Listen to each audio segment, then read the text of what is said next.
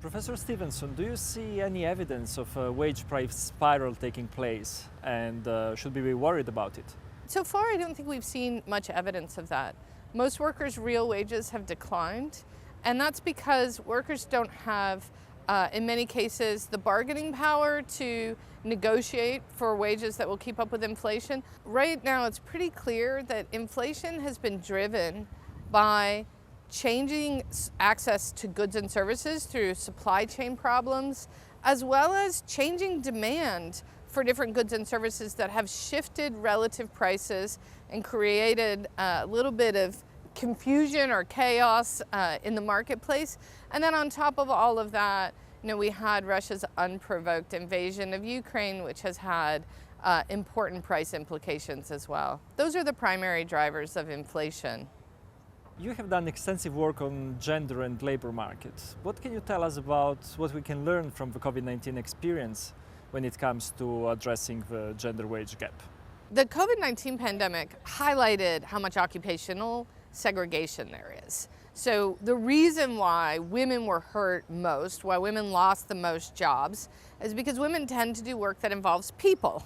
And COVID-19 uniquely hurt jobs that involve people. It hurt those jobs in two ways. One is that people wanted to avoid people, so a lot of the jobs that involve interacting with people needed to be put on hiatus, ended, some of the businesses closed. So women lost a lot of jobs. Women lost more jobs than men, at least in the United States, by quite large margins. And the women who kept working were doing work with people, which meant that their job had a lot more risk and threat to them. But I think we should just stop and reflect on how did we end up in a situation where men do one kind of job and women do another kind of job. And we know there's a lot of causes behind that, but I think this is a really good time for us to realize that occupational segregation is inhibiting true equality in the labor force. And we can see that occupational segregation play out because of the differential ways in which different types of recessions have impacted men and women. Specifically, what you find is the role of minimum wages and collective bargaining in addressing the gender wage gap. Women are disproportionately likely to be in minimum wage jobs. So if you increase minimum wages, that's going to narrow the gender wage gap. That's just a mechanical fact. There's something a little bit more to it, though, which is why are women disproportionately in minimum wage jobs? And it comes back to this issue of occupational segregation. We often have women in jobs that are undervalued by society.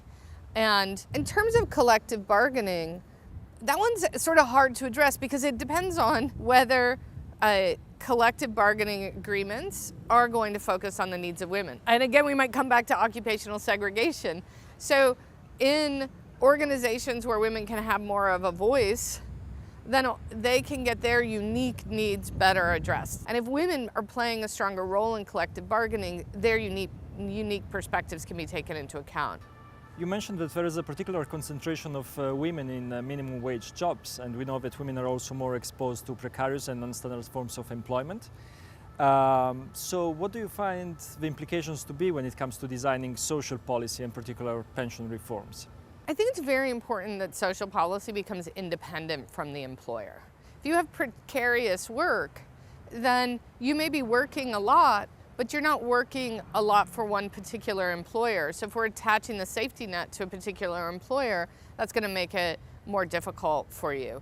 Moving the safety net and the ways in which we regulate and think about work away from the traditional employer-employee relationship can help women and can help workers more generally. Because when we think about what we need to do as we evolve over the coming decades, so we need to think about whether there are times in our adult life in which we might want to step back and work a little bit. As we develop new technologies that allow us to become richer as countries, we might want to ask whether parents should be working when they have very young kids at home, whether that might be a good time for them to take off of work. The only way in which we could successfully adapt in that way would be if we make it easier for people to enter and exit and re-enter work without huge penalties. And that's going to mean that the safety net needs to move smoothly with workers over their needs, not over their employers' needs. And it also means that we need to develop career pathways that allow us to not just go forward all the time, but maybe sometimes we step forward and sometimes we take a half a step back, and yet there's still support in the system to make sure that we are not sidetracked for the rest of our career because we took that half step back.